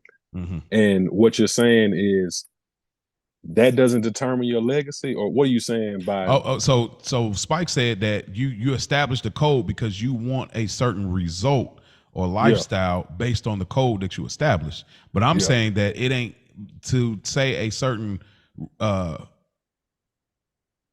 lifestyle or a reaction or a result is I don't think you feeling good about yourself is a direct result, though. Yeah, that's what I was getting at. Because like but it's not contingent. Right, so the reason that you show it's not contingent. I'm not saying that it's contingent. Okay. I am saying that you create that code and you want to feel better about yourself. Yeah, so you can feel a certain. So you can live a better lifestyle. Yeah. Because probably when if you show up with disrespect, you'll probably feel like shit when you get done with the interaction. So and who knows what you're gonna bring into your world? Yeah, so people all day. Yeah. Yeah, no, I agree. I was just saying that, like, I was trying to separate from. But what I'm saying is that ties in with your legacy. The reason that you want to have a good life, the reason that you want your life to be good, the reason that you want to feel good about yourself, because that directly affects your legacy. How are you going to go out and accomplish your goals and do what you need to do if you don't feel good about yourself, right? Okay. So even if you try to remove it and say, well, I ain't necessarily doing it for that end factor, it still circles back around to legacy, because in order for you to live up to the legacy that you want to create, there's these inputs and outputs that have to happen. You feeling good about yourself is an input. The output of that is your legacy is going to be better because I feel good about myself. So then you define your legacy. I said your code defines your legacy. I said your code defines it. Okay, but we were saying, because you create the code. Okay, you're right. You're right. Okay, we were saying which one was more important. Okay, you're right. Okay. You're absolutely right. Okay, all right. Because I guess I got lost in when we bring the people into the equation of our legacy, or how we remembered. That's why I think your code versus that changes. But if you're saying strictly, my code and the result and the legacy, how I'm remembered, was all built on how I felt, what I thought about myself, and how I carried myself, is number one. You know what I mean? That's kind of what I was getting at. But Dro, when you add people, when you put it like that, when you add people to it, though, it makes a whole lot more sense. It's just, it changes the narrative of what we talk about when we talk about legacy. But if you're talking about like the sole purpose of my code is to be this certain way, so like at the end of the day, regardless of what anybody says, everybody's gonna have that one thing in common, that this nigga right here stuck to his code. Mm-hmm. Whether you might have a piece of paper with 10 things wrote down, it's this, that, and other, and whoever found it, like, damn, he was that to the core. Like, you know, like how I met him, whether it was 5 o'clock in the morning or 5 o'clock in the evening. Like, I always, when he walked into the store to buy his cigars in the morning, he spoke to John and asked him how he was doing. But when he came in the store in the afternoon to play his lottery, he talked to Sarah and he asked her how she was doing. Like, he was always so that's I get what you're saying. So let me ask this then. how do you think people would? And this is all based on your gathering of information at this very moment of your life, at the age that you are, Spike, at the age that you are, Dro, age that I am. How do you think people that are close to you, or maybe even people that don't know you can give me a few different ways, but what are the consistencies you feel that people would define you as far as the things that you've accomplished or the person that you are? And then even the things that people may misconceive, but that's probably some people's story of a Spike Lee or a Dro at this very stage of your life. I'll let you go first. That's a podcast. That's a podcaster, ain't it? Man, He been doing this thing for a while. So you're asking how do I think that I'm perceived based on how? Not even based on just how you think you perceived by some people at this very moment, like people that are close to you, people that are like Man, maybe some people you know, like you know what I'm saying. I have kids with women who I'm not with. You know what I'm saying? So like who's to say what they'll say when I'm gone? Because they say crazy shit to me now. You know what I'm saying? So it's like, okay, whatever. But I would like to hope, I would like to think that I'm a genuine person, because that's my beginning and end goal when I'm interacting with people who I choose to interact with, who I choose to be around, who I choose to do life with, is that I be genuine. Like, and you know, you have slip ups and fuck ups and shit, but at the end of the day, like deep down to the core, like how Lou talks about me being accountable, like me holding people accountable, and like those are like high regards to hear that. Like I appreciate hearing that shit, because I do that shit to help myself be accountable with shit that I need to be accountable with. Like if I'm trying to get some accountability partners around this motherfucker. Like to be real, like we can all be accountable together, because it helps. You build the momentum of like, man, I need to call him and ask him that he do so and so. I hope he asked me that I do what I was supposed to do, because I really didn't, but I need somebody to check up on me, because it get kind of sticky. It get kind of like, fuck it, I'll do that later on. So it's you're right. I don't want to be looked at like a person that wasn't there for people that needed me to be there for them. And like, did you go through that in your life? People would, man, my homeboys were there for me a lot. Like people, like, man, a lot of times, like going over Lou's house was the only place that, like, I was going through a custody battle around 2012, 2013. And even before then, like I thought I had a baby in 08, and it ended up not being mine. So I went through that whole process of that year of like almost being on child support for a child that wasn't mine, then finding out the child or not being able to see the child, stressing over that shit, then finding out the child wasn't mine, paying a lawyer to like do all of this shit coming out of pocket. It's like my only safe space and safe place was over Lou's house, or riding around in my car, busting blocks in Nashville, just, you know, with the music, of listening to music, because I couldn't go home to my parents and bring them into my world, because like I had created these problems for myself. Like I hear what you're saying, Pops, but shit, you've been married to my mama since I was, you know what I'm saying? Like, what you mean? You got some other shit going on? I don't know about too far removed. Yeah. So it's so people being there for you sparks that in your idea of what you want it to be, as far as how you're remembered.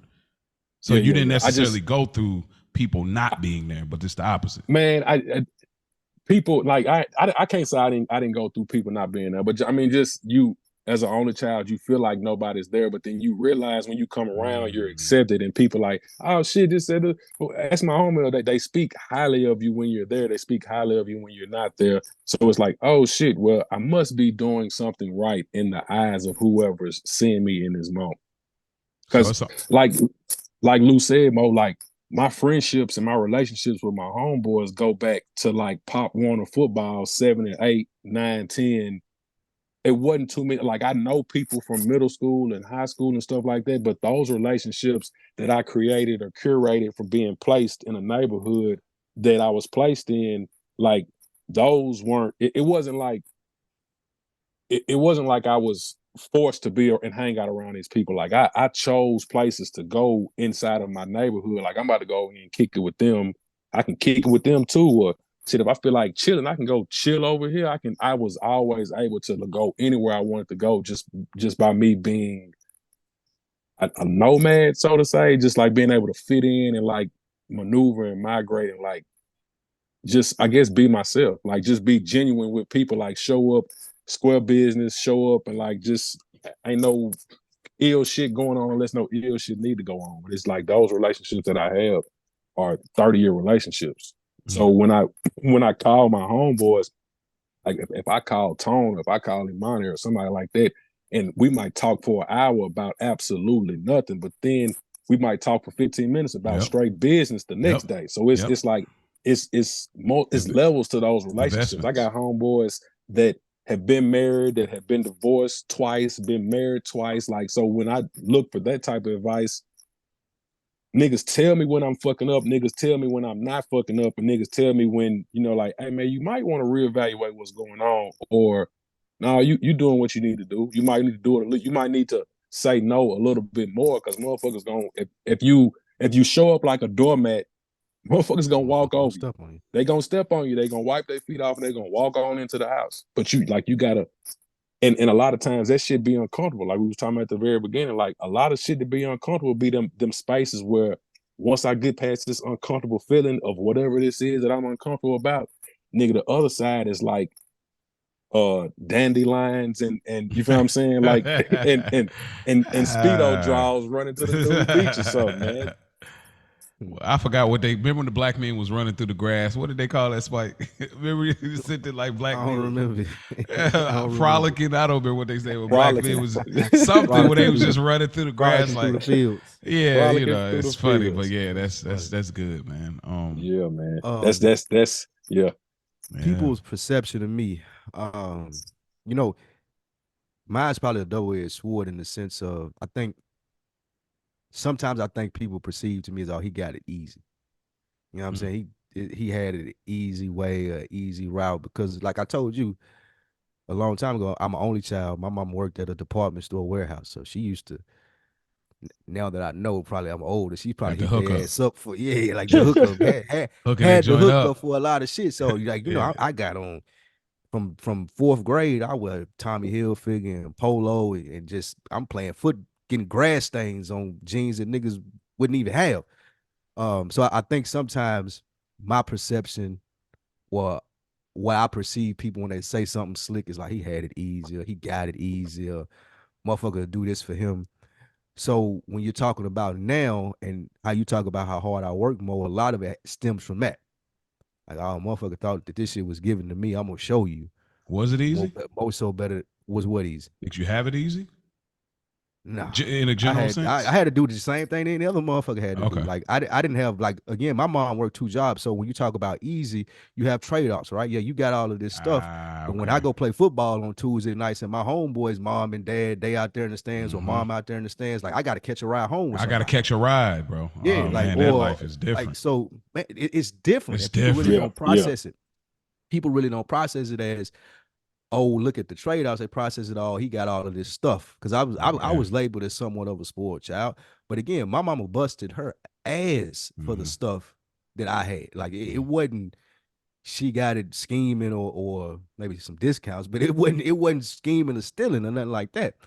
So I've always had this self-conscious thought of that people think that I had it easy, even when I got my first place, and I paid money for that and helped her buy that. They were like, well, because as soon as I had it, like, my mom would move with her husband and she living with him. So it's always been a self-conscious thing with me. And then I hear people say stuff that kind of allude to it when those are people that ain't really close to me or know. Okay. So that bleeds into how I work now, or how hard I work. I don't ever want a motherfucker to say with this, he was lucky because he did this, or he got to work with them, or he did that. I built this from the ground up. Everything that I'm doing now, like, I started brick by brick. Brick by brick. Brick by brick. Me and my, like, with me and one of my homeboys. And so that would be one of the perceptions that I think that people have. I mean, one of the things that people always say is they deduce that I'm relatively smart. and that's just I'm well read. I don't even necessarily like to lean into when people say that I'm smart. I'm well read of stuff. What were you finna say? No, you're on it because I got a similar thing with that. Yeah, like, I don't even really understand what people mean when I say, "Oh, you're so smart." Like, what do that even mean? Like, I don't even really get that. It's the craziest thing because I don't even really get that. Like, what are you talking about? When somebody do that, they'll start to turn the corner and turn. Oh, you're really smart. You're like, I never said that. Then they'll turn to, oh, you're arrogant. Whoa, right? I never even said I was smart. Like, exactly. And I definitely got an example, but yeah, go ahead. My bad. Absolutely. So that's one of the things with me when I think people perceive me. People say that a lot. And also like for my homeboys, like as Dro would say, when I had the crib, like I too would like to be known as, and I hope some people look at me as like I too am a person who was there or is there for people. Like I had the first crib out of our whole friend circle. It wasn't never a time where a motherfucker couldn't come over to my house and be like, shit, I'm finna chill over here for a couple of hours, bro. I gotta go to work. Just lock it up when you leave. Or like I need to stop by the crib real quick, do this, that, and the third. Okay, cool. As long as it ain't detrimental to what I got going on over here. Yeah. But I always like to, because I like people to be there for me, and I want to be able to have that same type of dependability on other people. I would like to feel like I'm a dependable person, and I'm a well-reasoned person too. I think people would. I'm not gonna wild out on the ideas. Like I'm gonna give you a nice, reasonable answer. Like it ain't gonna be too wild or crazy. And I'm a real direct person. Like people would be that with me as well. Like we talk about legacy and stuff like that. One of the legacies that my grandmother left behind, and pretty much everybody in my family is like this. Like you said, Mo, you'd love to come to one of our barbecues. Like everybody in our family is direct. And I think that's an asset, because as much as people bullshit you nowadays, like when I go around my family, like I know that they gonna tell me like, nigga, you getting fat. Like what you got going on, bro? Like you fat. Or like just anything of that nature, just like, oh, you bullshitting. Why you haven't done this shit? You've been saying you was gonna do this forever. Like, I had a cousin that hold my feet to the fire, nigga, but my grandmama was like that. And we all learned under her. We celebrate her still every year. She died at the beginning of COVID. Like we still get together every year for the last 4 years and we celebrate her. We planning it this year, what we're gonna do. But we all live in that legacy of, well, it's always my grandmama name is Bob Brown. Well, Bob Brown would have said this, so I'm gonna go on and tell you when we get together. Like if we finna tell somebody, roast them or whatever it may be, because my grandmama did not hold her tongue, bro, like at all, nigga. She finna let you know. I love that, man. I love that. It was the best. I miss it. So like, cause I would call her just on the weekend before she passed and just let her, like, we'll talk for an hour. She just going in on people or just asking you stuff, and then you tell us something like, well, that was stupid. Well, I don't even know why. You know what I'm saying? Just appreciating that realness. Like, you don't really get from a lot of people, man. Yeah, like, for real. I'm just telling you. Yep. You know what I'm saying? So that is what, like, being direct, being fairly intelligent, being dependable. Again, on the other side, not the always good side, is people probably feel like I had some stuff come easier than they would have had to have it. So those are the biggest that stick out to me when you ask that question. For me, I will probably say like it's a mixed bag. It's definitely a mixed bag, but I think if I could try to like create a through line, I think people will probably say that like he's always like I've always been a straightforward person, like very direct. The thing about me, what made me stop being so direct is because people had to tell me, bro, you're too direct. So that's where, like, even when we met, it was like I was so, at that point, I was years immersed into creative vocabulary where I had to start finding other ways to make my point, because people were like, bro, you too direct. Like I literally told my cousin, he kept coming over to our house every day. We get off the bus, he would ride our bus and come over to our crib. And it's like, bro, I'm not asking my parents every day, hey, is it okay if my cousin so-and-so come over? It's like they, because certain habits you have that they ain't really, on board with. And so eventually one day I'm getting the house and he knock on the door. I say, hey, bro, I'm gonna keep it all the way. I ain't even let him in. I'll go, what's up, cuz? He trying to get in. Like, hey, bro, I'm gonna be real with you. Like, bro, you overstay your welcome. And I said, bro, yeah, you gotta get back to the crib, bro. You can't even come in here. Like, he thinking like normally walking in, I'm that straightforward. I'm probably 17, 16, bro. Like, and then when I told him, like, Maurice, why you say that? I'm like, y'all say y'all want to keep coming by, so I just told him what it was. And so I had to learn how to not be like that. No filter, bro. Yeah, bro. That's because because I just struggle with lying, like I always did. Like I was never a good liar, and when I did like that, I'm more of a person like, please just don't ask me. Like I'm more of that person. Like I don't want to lie because I ain't gonna lie. Just don't ask me. I'd rather try to deviate the question because I know if you ask me, I'm gonna tell you the truth. So, but I think people will probably say that like he's vulnerable, like he make people feel comfortable with his like awkward vulnerableness, where it's like I don't have to feel funny about this struggle, this issue, because he's so open with his things. I think some people would probably define me as like an extrovert, or not an extrovert, but is that extrovert like the open, outgoing, whatever? Is that what it is? People that like to dance. You say what? People that like to dance. Hell, that's a callback way back in the older Another Week in the Book episode, boy. That's crazy. I think about you every time I see dancing now. I say, see, this is why we getting. I don't know if that happened to you yet, as far as like some doing the twine and no shit. I'm learning that dancing in public is I man, look, it is what's the word? Let me find the word. It is so exhilarating to dance in public. I will tell you, Walmart one day I was on the self-checkout and they was playing some Boys to Men and I was singing with that joint, ringing my stuff out. I'm taking my time and I'm in my mode. I ain't going crazy recording nothing, but I'm in my bag. I'm like, yo, I sing before I dance. Okay, all right, okay. I feel that. Look, I feel that. I do some karaoke. I want to do karaoke and I want to learn how to dance. Hey, this is going to be a part of our retreat, our men's retreat. You know what I mean? Yes, this is a part of it. Yeah, we're gonna set that up, you know what I mean? But we're gonna bring the entertainment in to set up the karaoke machine and teach us salsa. We're gonna be taught salsa. All that. I'm here for all that, bro. But let me ask this. Let me finish what I was saying. Then I want to ask this and we can take it wherever you want to go, Spike. I got one more for me. I got one more for me as well when you get done. Okay. But lastly, I think people will say that like dependable. Like they say, oh, he's a dependable person, like straightforward, vulnerable, dependable. Like I think those are probably like the strong traits if I were to define myself in 3 words. I'm sure tomorrow I would have 3 totally different ones, like most of us would, but if we talk about on like more of the negative side, as far as like Mo or whatever, what they would probably say, they'd probably say that like maybe like, I don't know if it's like nonchalant, not engaging, or just not aware, or something along the lines where like I don't get invested in a lot, like because I'm so vulnerable, not on purpose, that I have to protect that being very open. So I can get emotionally pulled all kind of places if I really got invested in the news and this and that.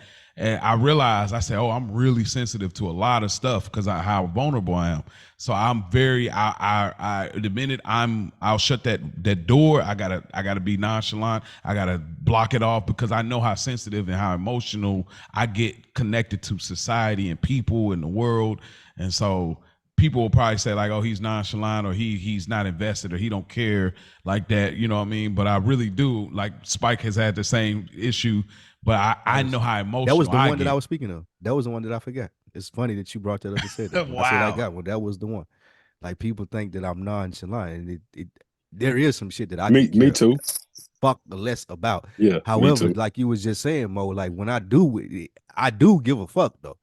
I probably give the most of a fuck about some shit. Yeah, I care about a lot. But it's a whole lot too. I do. Oh, so it's more. Would you say it's more you don't care about, or more you do care about that you gotta hold that? It's more that I have to convince myself that I don't care about. I say that because, like I said, I know me, and I know how I overthink, and I know everything don't deserve that energy. So it's that nonchalant feeling that people get from me is me trying to remove myself from, like I ain't. But these things don't have nothing to do with you though. Sometimes they don't. Most of the time, yeah. Like sometimes when stuff ain't got nothing to do with me, but you still want to give a word of advice, so you still know that you could add to it, but you like, nah, you know what? Okay. I'm not even finna do it. Okay. I ain't even gonna do it. You know what I'm saying? So yeah, like that was the same thing. I'm glad you went into it because that was the one that I left off of that I get labeled the most is nonchalant. Wow. Yeah. So I think I'm funny. Hey, look, I tell you this much. I think I'm clever. Like I say, these recent doing podcasts. I said, nah, I'm clever. Like I could get a joke take off. Clever over smart. I'll take clever over smart. I'm slick. I'm slick with the words, and I take that too, Spike. I take that too. Yeah, Dro is slick with the words, man. He always had a gift of gab. He always had a gift of gab. Yeah. Did you have anything else on legacy and how long were they more me before we hopped into something else, Dro? No. I mean, we did it justice, man. It's one of those conversations that you don't feel can slighted now. You was double booked and shit, man. I gotta leave in like 45 minutes, man. And then my child came downstairs and wouldn't get off camera. Man. I was like, I can't even. I'm talking about being a relationship imposter. You writing a hell of a chapter this week, brother. Whoa. That's what I said. I said, yeah, when I was like, I said, man, I feel like an imposter in my relationship. I feel like I don't know what that was just last time. Yeah, man, ain't nobody here to talk about relationships, man. We're here to talk about self goddamn care. We're here to talk about whatever we here to talk about. This is the space for it, brother. Like male superiorism. Yes. Hey, look, man, look, we are here to. I remember Spike. It's not on an episode, but like pre-recording, like Spike just telling me about some recent things that have changed in his life, and I felt so blessed by the fact that he was sharing with me. I'm like, wow. And we were just having a conversation about it. And I was just like, wow. He was like, man, I don't even think I've shared that with anybody else yet. And we just talked through it. And I was so excited because the fact that you were that comfortable with me, I was just like, wow, that's what it's about. And I want this platform to always feel like a space where you feel free. You ain't gonna get judged over here. Feel free because you might get a breakthrough. You might be missing out on a breakthrough because you felt too masculine or too tough or too macho to reveal a problem that you really are struggling with. And this is the platform to do it on. Again, people probably like, oh, yeah, I got these listeners. I want people, but it don't even really matter. This is the platform to do it. I'm telling you, anybody that we have guests, if something's on your mind, you struggling with something, we ain't necessarily saying we got the answers, but we definitely gonna get your mind thinking about things. So, bro, if you're talking about relationship, it's all to the gift. That's the beautiful thing about this space. There's no judgment, but there can be pushback. Mm-hmm. I love that everybody on here respects you, or the people that come through and listen to it enough respect each other enough to be like, yeah, I see what you're saying, but no, I don't think that's right, bro. I love this part. That's one of my favorite things about it. So as we get into something next, I sent this clip to you, Dro. We've had people on Twitter already reach out to it.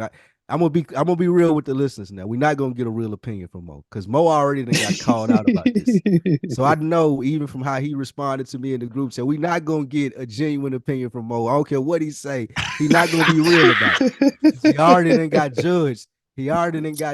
On this. I posted this on Twitter. And shout out to Meatloaf, man. He been in the space for a long time, listening to everything that I do. So I really appreciate him checking out and retweeting this. But I retweeted this clip of a kid talking to his dad about not wanting to shovel snow during a snowstorm. And do you want to play the clip, Mo? Do you have it there? As you pull it up, I'll tell you why Mo's not going to give us a genuine response, audience. Oh. Meatloaf, who retweeted this on Twitter, said, Coach Brown, I call him. He retweeted this on Twitter. He said, "Oh man, Mo 3 finna have a bitch fit about this."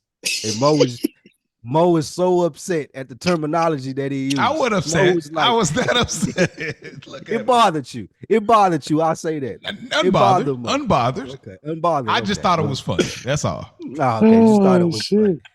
Mo didn't understand. Bitch fit, that's the same thing Rich said. Bitch fit is an interesting word to use. Yes.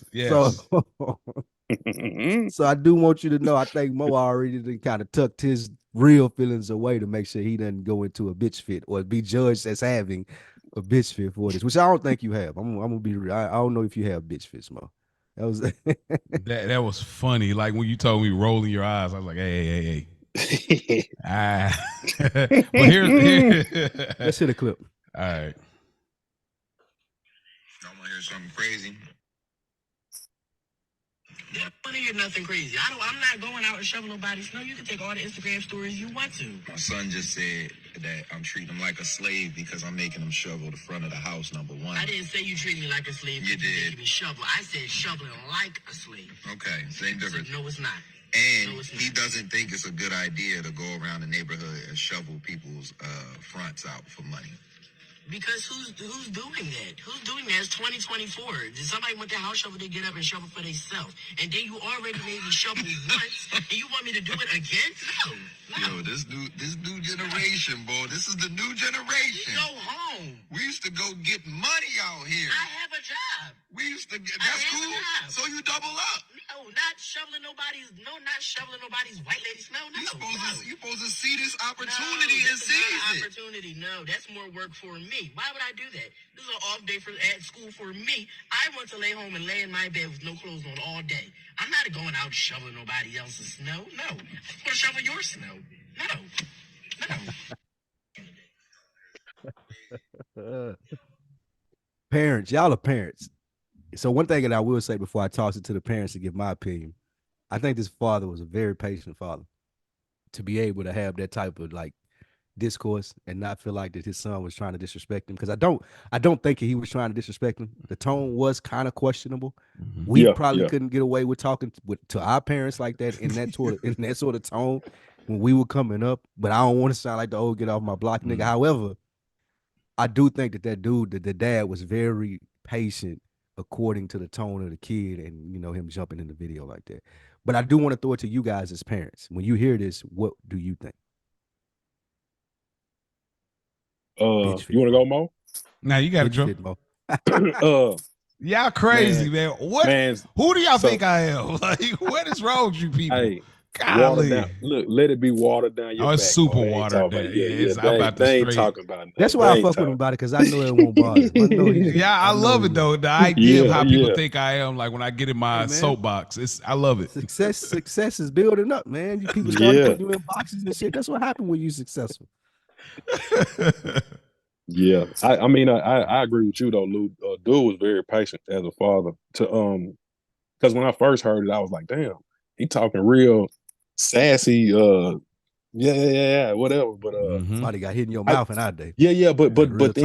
But then I stepped back. I'm like, but shit, his dad did have him on camera though. You know what I'm saying? So you know, when you pull the camera, I was like, so you want to post him for your friends? Oh, here's my time to shine. And everything that young man said, like, I pretty much agree with it. You know what I'm saying? Like, especially when he said, I got a job, what I look like going to shovel somebody else's snow. You can't make me want to go do something else to make some more money, because did we talk about I need to make some more money to buy my car, or do we need am I saving up or something? Because I'm cool with my job. And I looked at that from a business owner. We need more people that are cool with being employees. Like, he ain't trying to start no shoveling business. He ain't trying to go out there and get in the way of no landscaping company that might get paid to go do that. I got a job. I'm about to go in here and chill on my off day. Get up out my face, homie. The homie just happened to be his dad, and his dad took that conversation very well. You can associate his mind state with the way we were raised, but it doesn't fit the times. Because he could very well go sit in his room, put Call of Duty on, bet first kill 5 times for $5 and make $150 in an hour or 15 minutes or something like that, if he wanted to. We didn't have those opportunities or access to make money, so we had to get up and go cut the grass down the street because we wanted the Jordans, or go do this and rake the leaves and this and that other, because we had to buy things that we wanted to go buy. These kids go get jobs they don't want shit like that. They don't have the desire to have all of that extra, all of that, the excess. Animal Brown mentioned the Essentialism book on the On Deck TV show. I've been listening to that.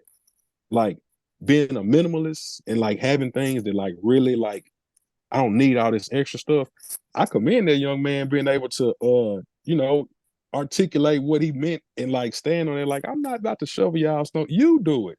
I did it for you because I'm your son. Like, you got that one on the strip. And I didn't want to do that. And I didn't want to do it. And if you ask me to do it again, I probably won't. We need to call put Hector, it off a little bit. man. So it's like, to too many chiefs, not enough Indians, man. So I like that.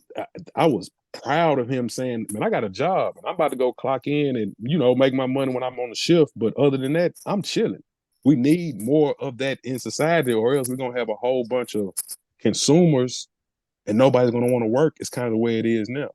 Mm-hmm. Nobody really wants to work. That's a big fact. Yep. The pandemic really changed that whole outlook. It's like, and that's a whole nother conversation that I don't know how to make a concept of that as a theme, but the pandemic changed the whole worker mentality. Yeah, man. I take somebody that's willing to work 8 hours, 10 hours a day for a paycheck over somebody that's trying to see what you got going on to build it for themselves any day.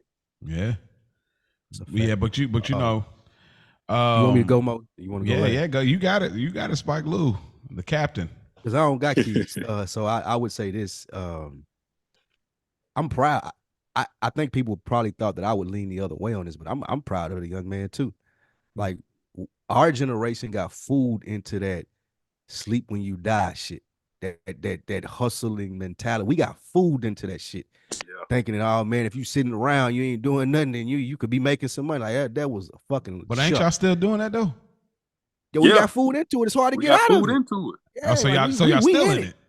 Yeah, we still in it. We still. We know it's a chuck right now. We still do it. Nah, that don't make sense. That don't make sense. That's exactly what I was trying to bro. No, but you used to it. Once you get used to doing something, it's hard to break a habit. We know how hard habits are to break. It's a habit. Okay. You used to like, nigga, if I don't work this hard, I'm gonna lose it. Okay. And you're right. Habits. To that little boy's point, like I remember, and my mom, again, like I said, she worked 2 jobs. When I first got my job, I had my first job at 13. I was working up at the center, like watching kids and shit. And I got that through some program or whatever. And I got my next job because at that point I had gotten used to getting the check. So then I went to go work at Kroger. And my mom was like, nah, what are you doing? Like, just go to high school, like play football, just do that. I'm like, hell no, because you're not gonna buy me these Jordans every 2 weeks when they coming out. Like, you ain't gonna do that. This check will. And it ain't number these couple of hours or whatever, boom, we can do that. But we got fooled into that because of being in a capitalistic society, all these shoes coming out that we wanted, we had to be cool and had the fresh Pelly shirts or whatever it may be. Like, we wanted those things, so we got fooled into you have to work double hard so you can have this, you can look good, so girls can want you, so your friends will accept you, all of these things. This new generation, these millennials, man, they don't give a fuck about none of that, bro. They care about their time. Like what you were saying, they don't even want these jobs. Like millennials do something totally different from we. Like I'll walk out of here today. Yeah. Like I ain't even gonna finish this shift, nigga. We would debate. That's a big fact. Let me find me another job first, and let me do this. Like, man, I'm about to cut this Uber on when I leave. Right? Yeah, exactly. Like, I can go outside and run Uber. I don't even need y'all if we being real. So I was proud that young man stood up for himself and was like, bro, I got a job. I don't need no extra money for what, nigga. I live with you. You my dad. Like, you still taking care of me. I'm making this extra money at my job. That's the extra money. I'm cool. So if I get an off day, everything else already stressful as fuck, nigga, I want to sit here and watch Netflix all day. Now, no, it don't seem right for us, our age, to be saying that and being like, nah, I kind of get what he's saying, but I kind of get what he's saying. I see where he's coming from. The dad didn't have no strong arguments coming back either. Like, sure didn't. So, yeah, I'm on that side of it. Yeah, the dad, he jumped out the window here. He thought he had something he didn't. There's a few things that I wanted to say, but the problem is with the dad is he would have the perfect argument if his son didn't have a job. Yes. Mm-hmm. That immediately, like, oh, this young generation, what are you talking about? This young, it's not valid. He's working just like the generation before. He was trying to create something and it wasn't there. That's one. Two, I'm from the old school, Janice. And so I'm not creating these moments where I'm going to try to create a teachable parental moment that's going to be on the World Wide Web with my child. I got videos now with my daughter. Just we laugh and goofing around or whatever, but it's like me trying to create a parental moment and then use my son as the example to say, hey, he's the mascot for this generation. It's just, I don't get that. Dro talk about being an artist, being creative. It's like, for me, it's like, bro, I'm an artist. Like, I'm not going to use my child or my family to get on. I will bring my family into the loop once I'm already on, and I say, hey, yo, this could double up the bag, but I'm not going to use them to get on. Like, oh, I'm going to use this to. It just, to me, it was just like, it was corny. Like, I'll be honest, it was just corny to me. Like, you had no argument. Your son sunned you, and the whole thing, it was just corny from the dad. I'm sorry. Like, he tried to get it off. It wasn't enough there. If you were going to do this, you should have did pre-production. You should have had your son playing it off like, I ain't got a job. Like, well, I'm gonna do that for? I don't want to do this. I just want to be at the crib. You should never mention the job part. But like, you didn't do pre-production. You thought you was gonna catch him on a wave, and you look silly. Mm-hmm. And so for me, it's so many ways. It's just like, that's not my bag. I'm not gonna put my kid on camera. We gonna be on Instagram, Twitter, X, whatever. I'm not doing that. Like, I respect my private life so much. I'll talk about it, but you'll never see. Yeah, that's me. His target audience he'll probably hit for, like his followers, whoever the daddy is. Mm-hmm. His friends probably understood where he was coming from. But sure. I read something this week on it. It was like people have this disease now that they pull up their phone and they talk to this imaginary audience that they think they have, and they think that people are hanging onto every word. Yeah, we do. Yeah, that's a fact. And then once I read that this week, now I every time I look at somebody talking into their phone, I think of it. I'm like, who are you talking to, bro? I swear, who are you talking to, bro? You think you're on live TV the minute you hit? Yeah, like what? You see that red button on your phone? You hit. You think you're on live TV? That's why I don't make Back the Instagram videos where I be talking. So yeah, when you talking to somebody, that shit feel weird. Yeah, I do feel weird. Like, they've gotten like, so like, you got like 500 followers, bro. 3 of them are watching this video. Like, who is this for? Bro, that happened to me. Bro, that happened to me. Bro, I call myself trying to be, I'm going to get back in that bag here, and I'll present something to you, Spike, in a little while. But like, I caught myself trying to get in like some motivational bag. Now, it did have a benefit, even though it was like the 5 viewers or whatever. Like, but like, you're sitting there waiting, like, yeah, we're gonna wait till, we're gonna wait for people to tune in. You trying to be cool. Yeah, I'm about to get into it, but we're gonna wait for a few more people get in. Like, nobody else is coming, bro. Like, dog, that again is I hopped in the comments of a Rick Ross and left a comment saying, check out my mixtape with a link. Like, bro, you're nothing. Like, yeah, we're not doing that. Yeah, bro. Yeah, but that was that. I think that was really good as far as how people would have perceived it a while ago versus how people perceive it now. And again, little boy did a good job, man, of explaining it. And him having a job took a lot from the dad's argument. I think a lot of people it killed it with that. So before we get out of here, Mo, do you want to go over the black man trope and anger? Did you want to say that? Have we gone? I think we got to save it. I think that we keep cooking, and so it's just gonna keep sliding on the content because we keep cooking and coming up with really good things, and Dro just came in next here week too, so it may not make it next week. Wow. Okay. Well, then I'm just gonna put it on Tuck. I'm gonna save a separate document with no chapter on it, and then and then we look at it like, okay, you ready? We're gonna do this because this is gonna be a dope concept as well. But like, until that time comes, I don't think that we stifle what was talked about today with that theme. Cool. This was a fantastic chapter, Dro. We really appreciate what you dropped off, my brother. Great writing, great input on what we had to bring to the table. Anything you want to leave the bookworms with before you get out of here? Oh no, man. I just, like always, man, I appreciate being here, man. I'm getting comfortable in this space because I feel like I'm on this major ass platform. That's why I feel that way. So I'm getting comfortable in the butterflies are gone because I can sit right here and hold court with you guys, man. Y'all are cold at what you do, man. Like, thank you, sir. Thank you. Hey, if I had to say something, I would tell the bookworms, hey, buy these niggas some lunch or something, man. Like, I don't know if you can. Man, you need to. Man. Hey, Dro looked out too. That was a real move right there, boy. I appreciate Dro that. Listened to it. It was one episode. Dro said, "Man, come on with them cash apps. I'm finna buy both." Hey y'all. man, that was a fire.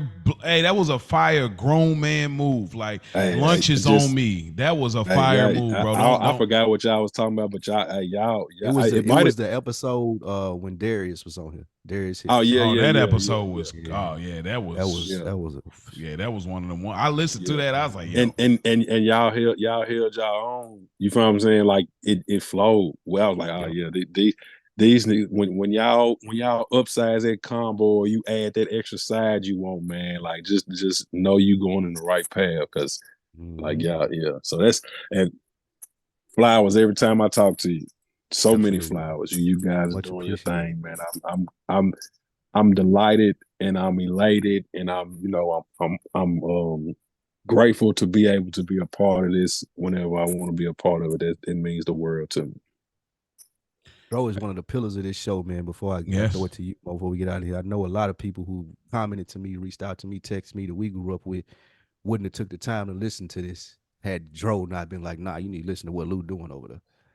Like, and I hold that to the highest regard. Like that's one of the best compliments he can give me. Like, again, people that I know that came up to me when I've been in the city and like, I know they don't listen to podcasts. I know they don't. I don't even know how they it's found work this to shit. Find out how you can actually I don't use even it. know how they found this shit. You know what I'm saying? I know they don't. Because I know who they is. I know where they come from. And for them to be like, nah, send me IG DM, or even when I'm out somewhere and they'll walk up on me like, nah, I've been listening to what you've been doing over there. I know it was Dro that told him about it. So, brother, I appreciate that, man. You're a pillar of what we doing over here.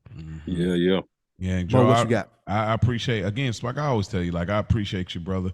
Dro, I appreciate you embracing me, man. You was early in the DM wave, like, yo, and we was having conversation about money, and you was just genuinely intrigued by my perspective. You was like, I'm just interested in seeing where you gathered that from, and you just asked questions, and eventually that turned into the exchange of numbers, and we had that conversation about money. Then we had that conversation about me taking them 3 weeks off, and then we had another conversation where you was like, you held me accountable. It's like, Mo, we can't really be being like that. We can't be like, we were going back and forth, but you held me accountable, and I respect that. And so, Dro, you being a pillar, a character of Another Week in the Books, a supporter of this show, and you can come back anytime. I appreciate you embracing me, a stranger, but now we're looking at this thing. Now we've created a brotherhood, and now we've created a village.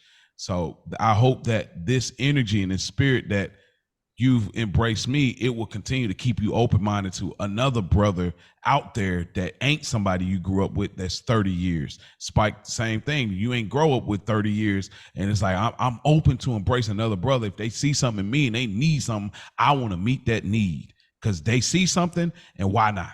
It don't cost me much. So I appreciate both you OGs, both you brothers. Seriously, I appreciate it. And Dro, bro, you gonna be back on again this year, so don't even worry about it. Like, likewise, man. Yeah, I'm look. It's gonna be the retreat recap. We're gonna get on. I was just gonna say that was gonna be my close when it came back to me. Y'all heard it here first. Mo and Dro, they making the retreat. They coming up with the itinerary, the location, all of that. So y'all stay on the lookout. Hold them to it. Keep asking us about it because I need a good retreat, man. Somewhere we can go and have fun as men for a couple of days, man. And to be honest, like, my wife wanted to set up, like, my birthday's in April, so she wanted to set up something like that, but like she was gonna reach out to you and Rich. But I was like, well, I don't want it to be on my birthday. It puts too much focus on me. I wanted to get with y'all for the first time where it ain't no build up around anything. So now that y'all saying that, I'm like, okay, now when we build it, it won't be built around a birthday or cake. No, we doing this just as black men.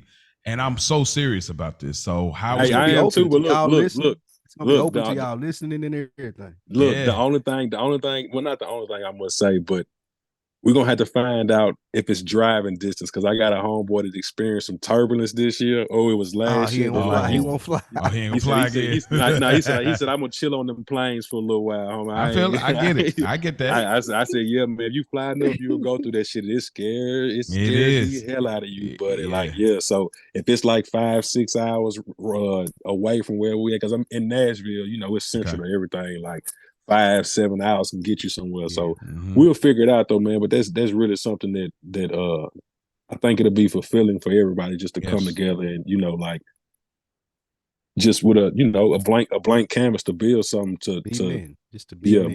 Be men. In that space as men and bounce off each other like you said, Dro. Yeah. Be able to get ideas from our brothers and take that back and add that to our everyday lives. This has been another week in the books, man. This is a really enjoyable episode. Hope you guys enjoyed this as much as I did. Shout out to Mo. Shout out to Dro. We appreciate you guys tapping in every week. Emails, AWITB2022. Leave the messages on the IG. Also, the number. Watch it not be on here this week since I'm going to say it. It's not. I'm about to drop it on there now. The number is 470 318-5034. Voice notes, voice mails. If you want to be featured on the show, make sure you tap into that. Again, we will read your emails as well. AWITB2022@gmail.com. Also go to YouTube, leave the comments on there if you prefer to watch it in person. We appreciate all the bookworms out there. We out.